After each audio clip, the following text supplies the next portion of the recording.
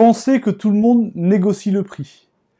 Lorsque l'on souhaite mettre son bien en vente, on a tendance à afficher un prix plus haut parce qu'on pense que tout le monde va négocier.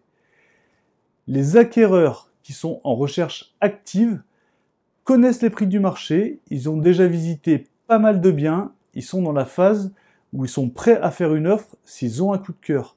Ils ne se déplaceront plus pour les biens qu'ils estiment trop chers. Si vous avez toujours des visites, c'est que vous attirez des curieux ou vous attirez des gens qui sont en début de recherche et qui ne feront pas d'offres car ils ne sont pas prêts. Je vous explique pourquoi la stratégie de commencer plus cher n'est pas la bonne, juste après ça.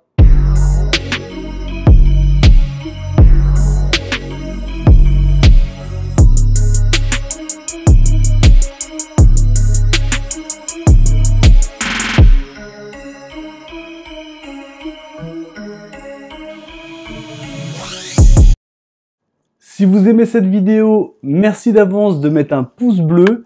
Ça me permet de connaître vos sujets préférés. En plus, ça permet de mettre en avant la vidéo afin qu'un maximum de personnes puissent profiter de mes conseils. La première chose sera de comprendre l'importance du positionnement du prix. Une surestimation, même faible, et le délai de vente peut être multiplié par 2 voire 3, avec un prix de vente final souvent inférieur au prix de l'estimation ou au prix de mise en vente, sans parler du stress engendré par la situation. À force de voir la même annonce avec des baisses successives, les acquéreurs vont attendre, pensant que ce bien est invendable, pire qu'il y a des vices cachés ou encore qu'il va continuer à baisser. Pour vendre un bien immobilier aujourd'hui, il est impératif d'être à un prix marché. Les biens au prix se vendent sans négociation, souvent en moins d'un mois.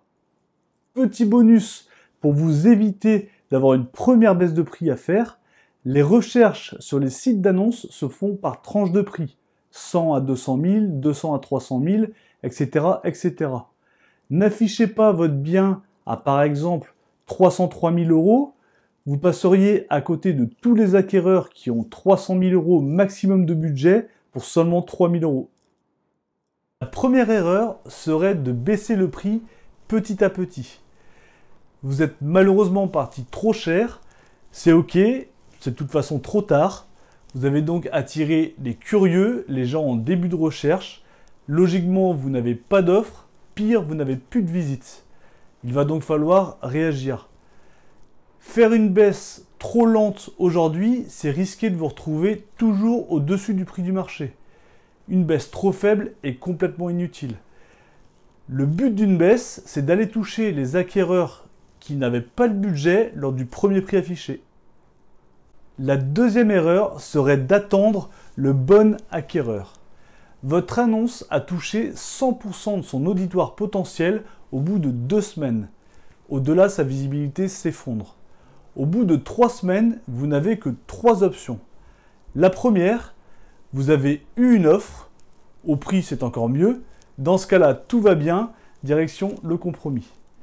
La deuxième option, vous avez eu quelques visites, malheureusement pas d'offre, il va falloir envisager une baisse de prix de l'ordre de 5% environ. La troisième option, qui est forcément pas la plus drôle, vous n'avez pas eu de visite, dans ce cas vous êtes clairement au-dessus du prix marché, et là il va falloir réagir très vite et faire une baisse de l'ordre de minimum 10%. Les conseils que je vous donne sont très simples à mettre en application. Ils ont aidé pas mal de vendeurs à revoir leur stratégie.